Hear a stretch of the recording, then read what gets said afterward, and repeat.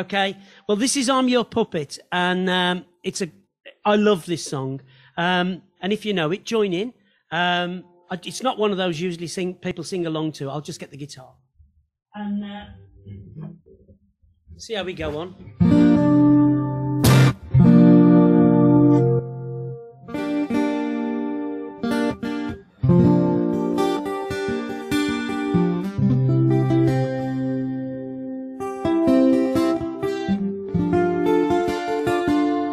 I'm your puppet. Here we go.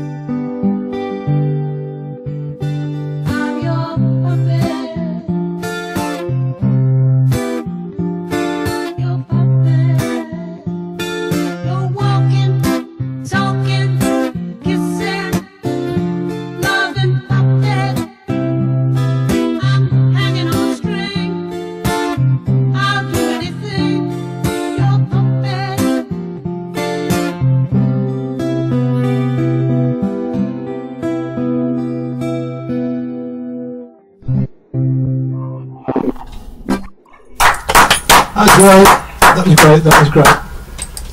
Thanks, Roger. It's anyone muted now? Can you hear us? I can hear you loud and clear. Yeah. Excellent, excellent.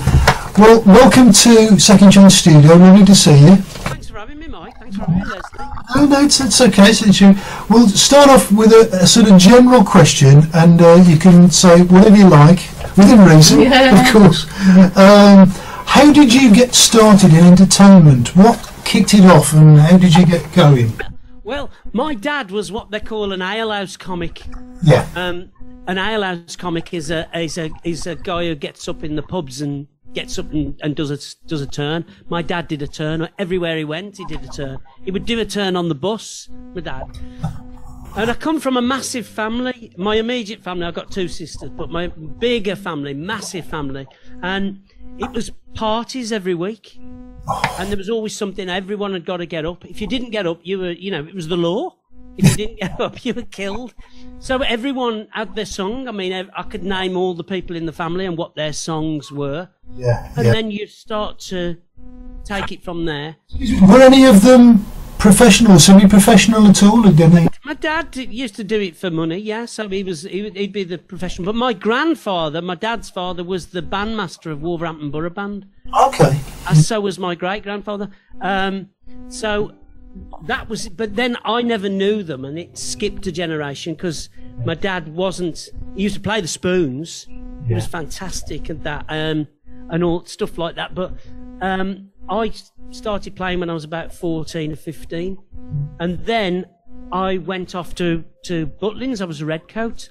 Yeah. And that was the start of it, really, because I got to Butlins. I used to run for Wolverhampton and Bilston. I was a runner, so I started off. Really? What was your distance? Marathons.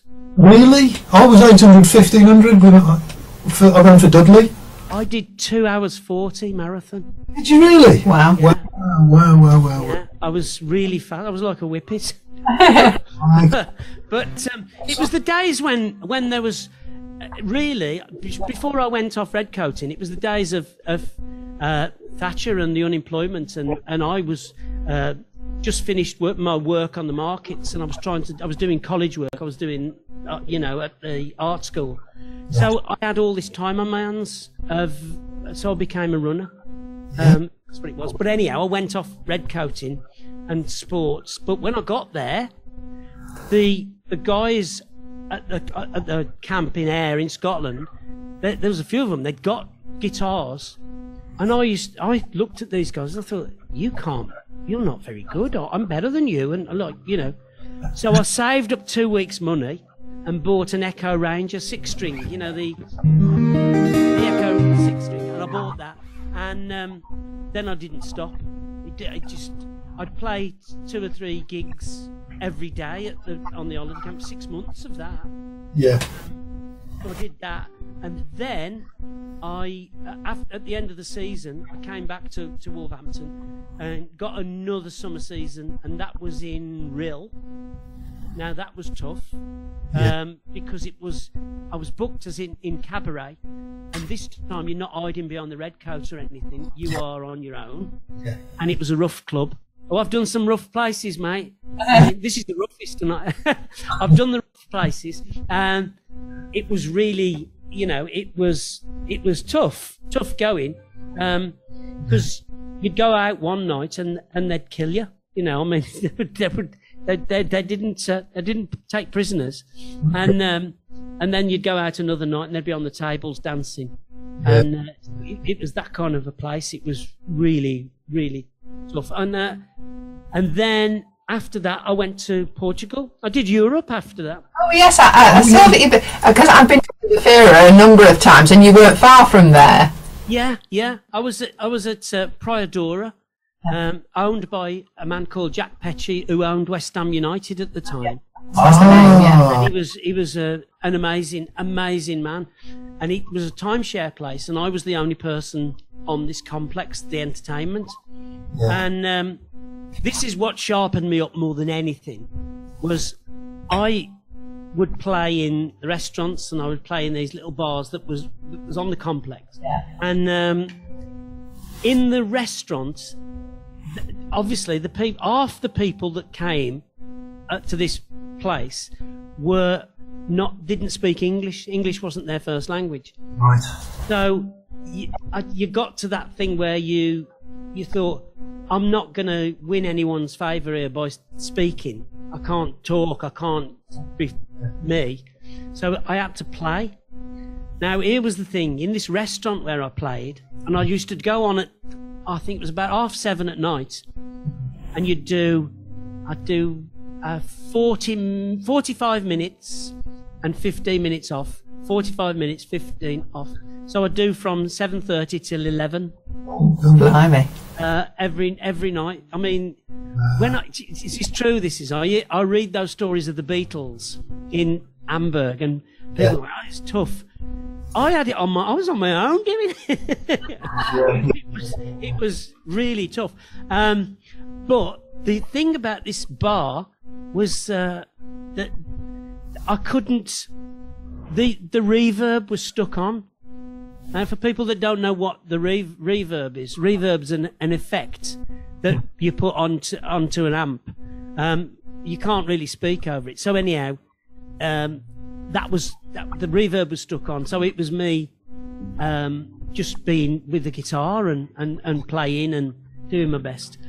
But here was the good thing, that when I got out into the Faro and going around Portugal and whatever, on my days off I would get a bike and cycle into the hills in Portugal. It was really, absolutely amazing. Not a soul in the world knew where I was. Anyhow, I met two guys that were on the run from the Angolan War. Wow. These two guys, I mean, if they'd have been caught, they told me they'd have been shot. I probably would, but Angola was Portuguese. That's why they were made their way to Portugal, because of the language. And they were incredible because these two blokes, they made little instruments with tin cans. They had Coke cans, and they filled them full of bricks. So they'd got a little shakers, and the one had got a naff old guitar, and that it was really naff, his guitar. And they had all sorts of sticks they rubbed together and stuff. And they played brilliant Brazilian rhythms and stuff. And I played along with them. I would book them to come to this Praiadora. Say, come in and just play with me and I can get you a meal or whatever. And they loved it. So they would come every week. That was really, really good. I mean, these are... Making me think of Paul Simon there. Paul Simon, South African. The sort of yeah, well, yeah. I mean, not a million mile away, really. I mean, I adore Paul Simon. Yeah. He's my all-time hero. You know, I mean, I do most of his songs, and I do a lot of his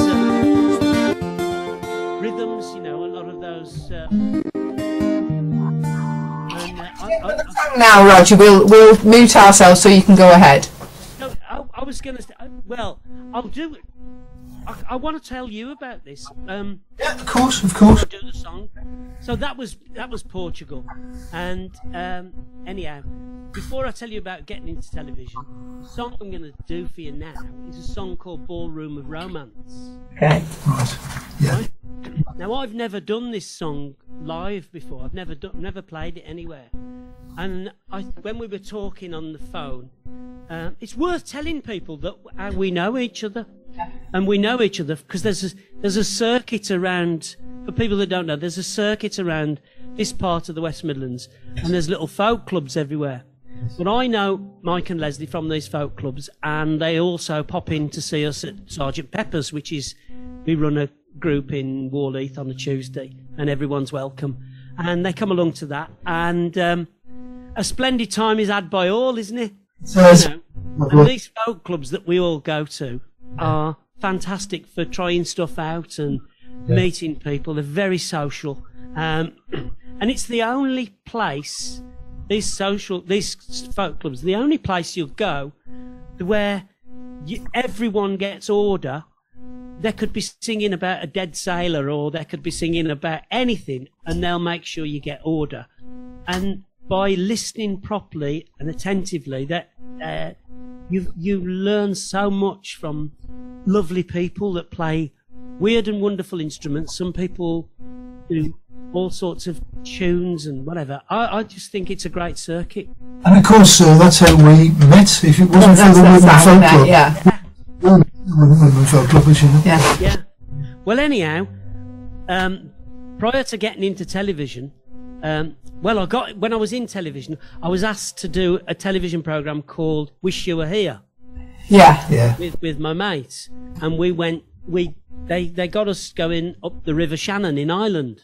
Wow. And it was fantastic. We did a week of up the River Shannon, but we flew from Knock Airport, and Knock Airport's right in the middle of Ireland. It's nothing there, and it was just brilliant. But on the way back to the airport, in the middle of nowhere, was like a village hall.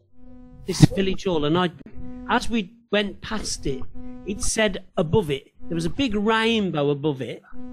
I mean, these days that would mean it would be a gay bar, wouldn't it? But not then. It was a big rainbow, and it said Rainbow Centre on it, and it said underneath, Ballroom of Romance. Oh, fab. And I thought, that is beautiful, isn't it? Yeah. In the middle of nowhere in Ireland, they've got this Ballroom of Romance. And I got on the plane and I started to scribble in the Ballroom of Romance. You were inspired to do that, weren't you? And I thought, there's a song here. And I wrote the song and I forgot all about it. And then I've just recently dug it up and I thought, I'm going to do it. I'm going to sing it. So tonight, this is the first time I'm singing this song. And it's about someone that goes to the Ballroom of Romance. And that's it, really. It's a short little song and it's a waltz. Okay, so we'll mute ourselves and you go ahead. But the reason it's a waltz is because I got a friend who plays the fiddle in a really good band, and I want him, at some point when I record it, I want him to put the fiddle in the middle of it. So anyhow, it's a waltz, and it's the Ballroom of Romance.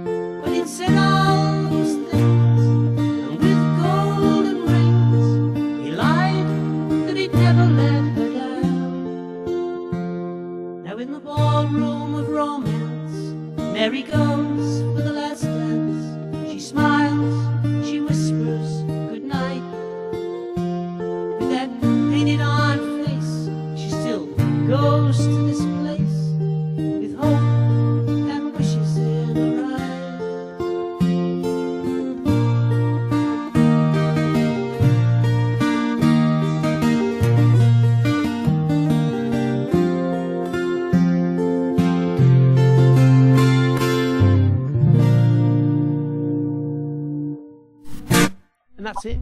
That was lovely. A beautiful song. Yeah, that was that. That was lovely. That was lovely. So you've mentioned Wish You Were Here, and obviously you've done. People might not realise. Some of the people watching might not realise you've done so much more in television, behind the camera, and in front of the camera. Oh yeah, loads. Yeah. How did you get into your professional life in television? How did that really get going?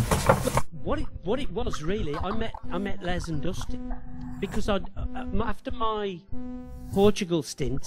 Les Dennis and Dustin G. Yeah, Dustin G, who sadly passed away. After my Portugal stint, I was asked to go back out to Portugal, and I went for the winter. When I got there, I just thought I want to be at home. I don't want to be here for Christmas. On my own in a country where I couldn't speak the language. Anyhow, I ended up spending 3 nights at the airport. I'm trying to get a flight home. I got home and I sort of knew the theatre manager at Wolverhampton Grand Theatre. Yeah. And I said, have you got any jobs? Anything will do, just to see me over Christmas. And he said, yeah, can you start tomorrow? And I said, yeah. And they put me working with Les and Dustin. All right. I was the last person they needed. They'd just done a series of the Madhouse, Russ Abbott's Madhouse. Right. They'd not stopped working because they're just getting together. They weren't famous as such then. And so they got me working with them. And anyhow, I must have been a pain in the neck because I was forever telling them how good I thought Bobby Daffro was. That was the last thing they needed to hear. Anyhow, we became really good friends about all this, and so much so that, like, during the run, I can remember, like, Les would stay over and we'd go for meals and we'd laugh and all this, that, and the other, and fun. And Dustin was just incredible laugh and great fun. But the one that swings it, really, what it was, do you remember Mike Baldwin? Yeah. Yes. He came to the Panto the one day, and he came in and he came backstage. A lovely bloke, really nice bloke, and I thought, I'll go and get a bottle of wine for the guys, you know, between shows. I went down to the bar and I got a bottle of red wine, and 4 glasses. Came up into the dressing room. I said, "Here, Johnny, I've got you a glass of wine here," and he was made up. "Thank you very much, Les, Dustin." And Les said to me afterwards, he said, "That was just amazing. You know, you took it on yourself to do that." And anyhow, they said, "Would you like to come and work for us?" And I said, "No," because I was doing well. You know, prior to coming home, I was doing, you know, the circuits and stuff. I was doing okay. I didn't need that. And Jan, who is now my wife, said, "Are you mental?" She said, "Are you crazy? Do it for a year. If you do it for a year," she said, "think of all the contacts, think of all the friends you'll make," and, you know. So it came up again. She said, would you fancy it? And I said, yeah. So I went on the road with them. So there was 3 of us on the road constantly. Me, Les and Dustin, and it was the most incredible year. Dustin was the most incredible man, but sadly he died at the end of the year. He died in Southport, funny enough. What year was that? What year? 85. We were in Blackpool. We did 6 months in Blackpool. The first telly I did with Les and Dustin was Disney Time. Right. It doesn't get much bigger than that, does it? I mean, Disney stuff. And then it was everything. Then we did the Laughter Show. The Laughter Show was fantastic. I mean, just incredible being around all that and being part and parcel of it. And they're very generous. When we were talking about generosity of spirit, Les and Dustin had it in shed loads, and they were very generous to me with everything. You know, they would love me messing about and acting daft and all this, that, and the other. And used to do. I could see them now. They used to roar at some of the daft stuff that we did, and they encouraged it, really. So it was. I suppose it took the pressure off them to always be performing, but that was good. But the in the Panto at Southport, here's a thing for you. We went for a meal in Southport on New Year's Day, and we went for a meal. There's me, Les and Dustin, and Kenny Dalglish and Alan Hansen. Right. They were with their wives. They'd just been to the Panto. They were with their kids and their wives. But they were just us in this restaurant. And we went back to the theatre after this meal. And Dustin, that was when he had his massive heart attack. Oh. And I went with him to the hospital, and Les and myself sat with him for a day or two, and he died. Oh. That was the... Suddenly, we were close. We were really close. And then this closeness I had with Les remains to this day. I mean, because when you've been through that, Bond, isn't it? It's a bond. you can't. Yeah, you can't. You know, there's a closeness, and we can go a couple of months without speaking, or we could speak 4 times a day. It's that friendship thing that will always be there. He's really, you know, he's a really, really talented bloke, and he doesn't realise how talented he is. He's got this incredible memory that he can almost look at a script and do it. Yeah. And Russ Abbott had the same thing. I mean, it was so amazing to watch the pair of them. It was almost intimidating. They were that good. It was hilarious, wasn't it? Yeah. I mean, Yeah. I'll give you an example of Les, and he doesn't know he does it. One day we got a gig in Jersey, one day, and we were in Richmond, and I was living in Twickenham at the time, and Les living in Richmond. Anyhow, called for him, and we were going to Jersey later on in the day. We were walking over Richmond Bridge, and I told him a joke, and the joke I told him was, why do Australians call it 4X? Castlemaine 4X. Why do they call it 4X? It's because they can't spell P-I-S-S. That's the joke, right? Believe it or not, it was topical at the time. Anyhow, I told him this joke, and he went, "Oh, that's." I said, "I'll use that." I forgot about it that day. We went into Richmond, did our whatever we got to do. We then caught a flight from Heathrow, but we missed the flight. We had to go to Gatwick, and we had to fly to Guernsey. We got to Guernsey. We missed Guernsey to Jersey. We get to Jersey. We got stopped by a terrorist squad.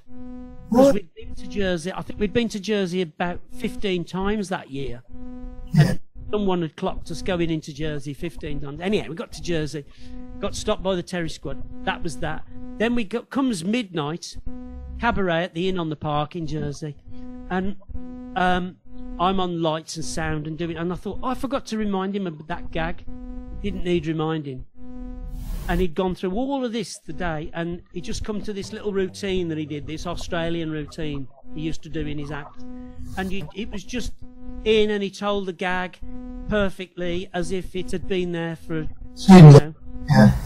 forever. And I just thought, wow, I was like, you're better than you think you are.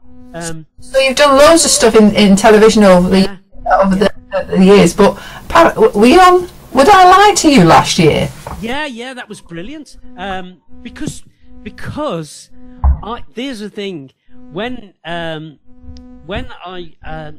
was with Les, he was offered Family Fortunes. Yeah. Now, he didn't want to do Family Fortunes. That's the thing. I can say it now because it's all gone and stuff. But he didn't want to do it, and he was like, "Oh no, this is naff. You know, doing game shows is naff." But anyhow, he got the gig of Family Fortunes, and we've been working with Roy Walker, Slow Talker Roy Walker, the Irish comedian who'd got Catchphrase. Yes, absolutely. Roy had said when he got Catchphrase, he said he was working in Bournemouth. He said, and I walked the cliffs at Bournemouth. I walked every day learning the game. He said, I'd got nothing else to do that summer. Yeah. He said, and he was in summer season. He said, I'm going to learn this. I'm going to really do my best with this. When it come to do the pilot, it was only Roy that knew the show. And I thought, Roy, is Roy telling the truth? My mate Colin Edmonds worked on it, and he said, yeah, Roy knew the show better than all of us. So when Les was offered Family Fortunes, we were constantly going to gigs in the car, just every day, and we would be in the car playing Family Fortunes.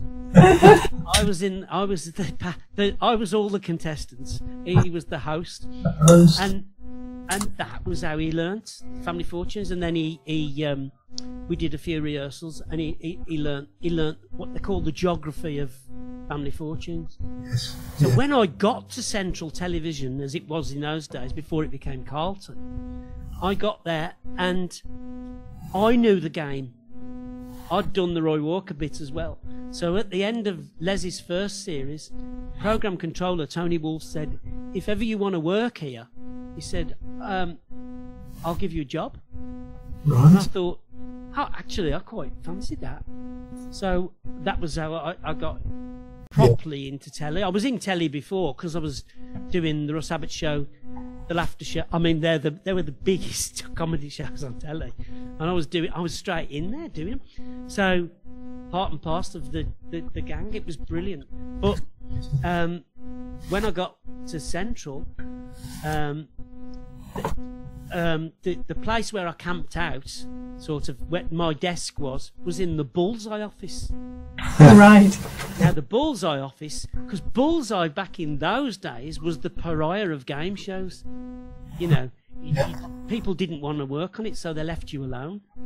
Now in our office there was myself, a lovely lady called Norma, who was the best company in the world, and Marilyn, the two of them, the fabulous company, and Richard, who was the producer director. Now Richard, he welcomed me into the Bullseye office with open arms. So we were left alone really, and it was a lovely, lovely team, and it was great. That was proper TV work, as it's putting shows together, working with lovely, I mean the best people that had got your back all the time, and lovely stuff to do. And then obviously working on Bullseye. Jim Bowen was the only host in television history that got worse as the series went on. And I shouldn't say it, but he did. Oh, shame. Yocker was Jim. But that was great. Another show spawned from that. You know, we ended up doing loads of games. I counted roughly 1,000 television programs, which is quite something really. And there's always something on the telly. I think my mate and Colin, we worked out that we averaged 10 a week shows on the telly. You know, on some channel, something will pop up. Yeah. But when we were doing Family Fortunes, this was the clever bit, and we didn't realise it at the time. We had a director called Dennis Liddington, and Dennis insisted on us all being in the office at 10 o'clock in the morning. So, you know, and back then we were moaning like, well, you know, what you getting us in this time for? And it was to be with the families all day long. Right. And Les was with the families all day long. You know, he'd meet them, and invariably you'd see him in the corridor and chatting and this, that, and the other. When it comes showtime, this is what it was Family Fortunes is unique point really, but we didn't realise it at the time. They walked onto the set, and Les was their mate. So just like when you play a game at home, if you play a game of Monopoly or cards or whatever, you're each other's mate, and that's when the banter starts, isn't it? Yes. That was the money in the bank. That was the mortgage paid. That stuff. I didn't realise it at the time. So when Les said to a family, okay, name a bird with a long neck, and the guy says Naomi Campbell, you know, because they're talking to their mate. You know, if it was a host that was stiff-necked, they'd be going Swan, Crane, you know, but they weren't. They were having a laugh with a mate. Personality coming to the fore. Yeah, absolutely. That's lovely. Look, we've already run out of time, and you've only done 2 songs. Do you want to do another song? Do you want to do? I do. Yeah, I'll do. I've got one called Small Change. Oh, we have run out of time. I've got one called Small Change. No, we can run on a little bit. We can run on a bit there. Okay. What would you like to do now? What song? I'll do this because I've never done it before, and it's Small Change, and it's by Tom Waits. Okay. You carry on. It's that New York gangster talk, and it's old-fashioned gangster talk. Now, I was in New York a few years back, and there was a guy called Steve, and every day I'd go to this diner, and Steve talked like that, you know, he was one of those that talked like that. I'd say, how's life treating you, Steve? He'd say, I'm living the dream's a nightmare. They talk like that. And it was proper New York. I thought it only happened in films. And Tom Waits wrote this song, Small Change, and it's really all those cliched sayings and things that the gangsters used to talk and do. So I'll do this, and it's small change, and it's gangsterish, like, and enjoy it because it's quite funny, really.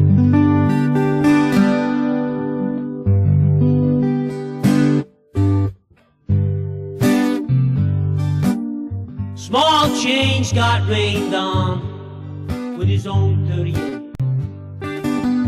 And nobody flinched down by the arcade, and the marquees weren't weeping, they went stark reading that. And the cabbies were the only ones who really had it made. And his cold trousers were twisted, and the sirens high and shrill, and crumpled in his fist was a $5 bill. And the naked mannequins with their Cheshire grins, and the raconteurs and roustabouts said, buddy, come on in, cause the dreams ain't broken down here. They're walking with a limp, now that small change got rained on with his own 38. And nobody flinched down by the arcade, and the burglar alarms disconnected, and the newsman starts to rattle, and the cops are telling jokes about some whorehouse in Seattle.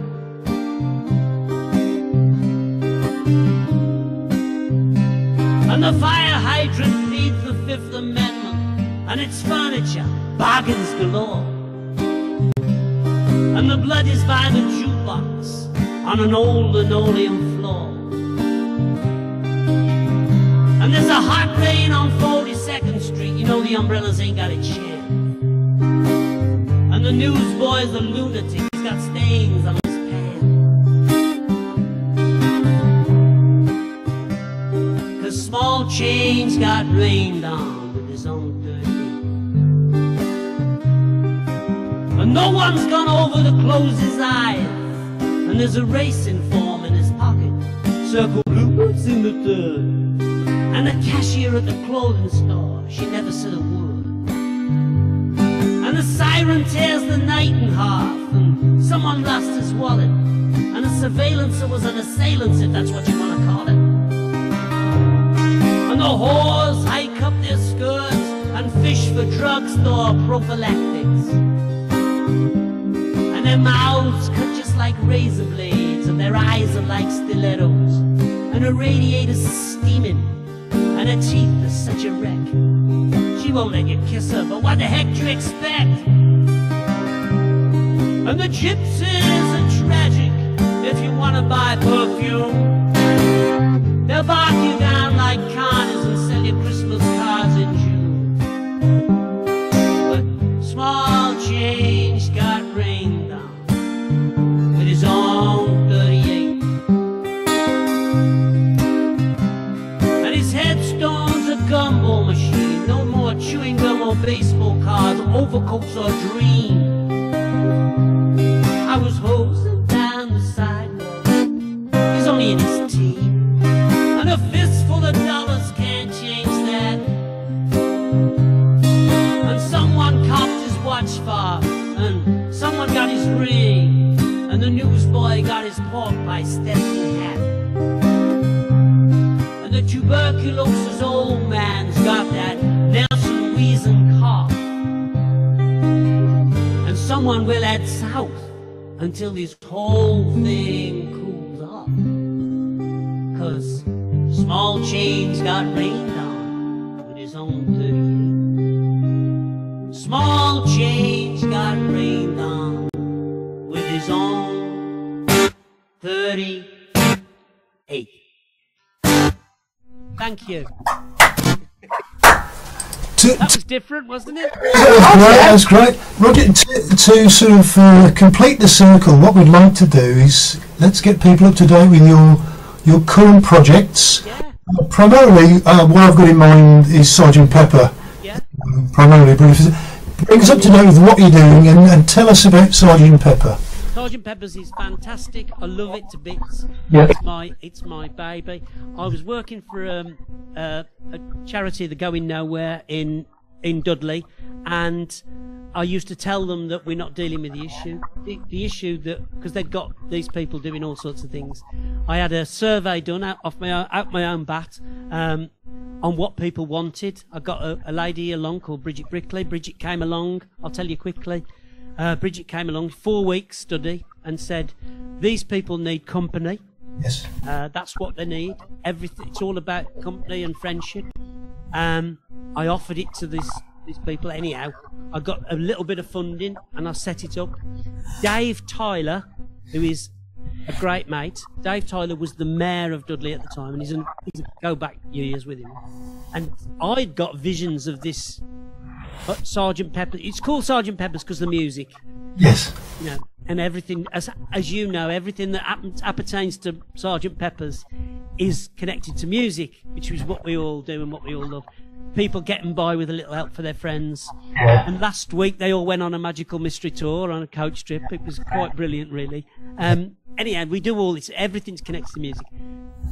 So I set this up, Sergeant Pepper's Friendship Club, and it's just grown and grown and grown. And then last week it was just, we couldn't get in. It was that packed.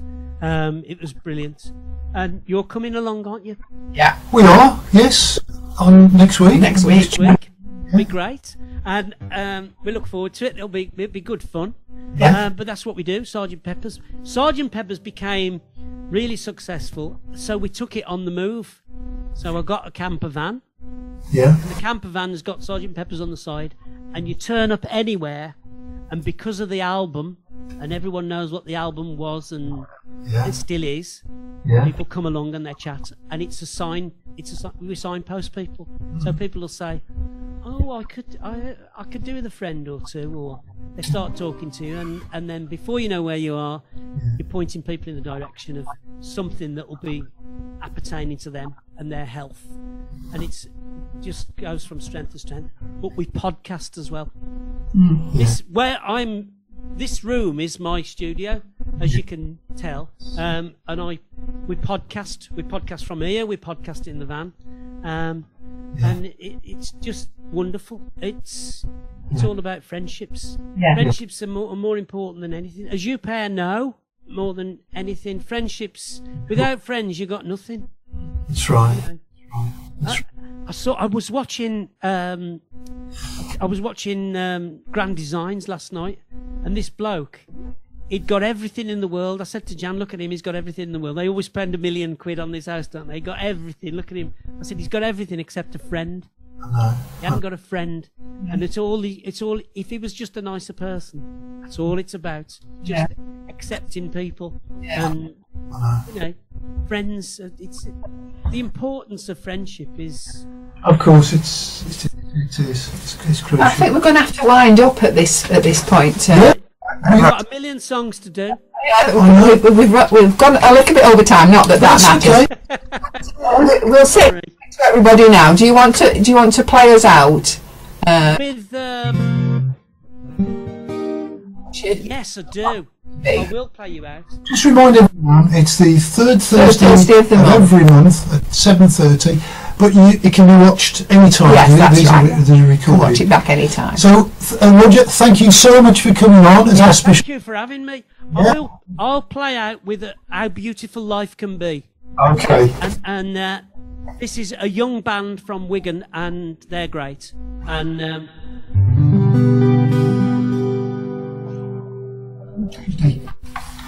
okay. Cheerio, everyone. I hope you've enjoyed our bit of fun. Plenty more to come. How beautiful life can be. Out in the garden, a bumblebee buzzes by my nose. All the while, the kettle's boiled, forgot my toast. These servers remind us of what really matters most. Just how beautiful life can be when one allows her to breathe. Let the children have the chance to see just how beautiful life can be. Foreign desires, I know not where my life will lead. If I'm to inspire, I lead by example, not by greed. All or not knowing, it's easier than you've been led to believe. Everybody, just how beautiful life can be when one allows her to breathe. Let the children have the chance to see just how beautiful life can be.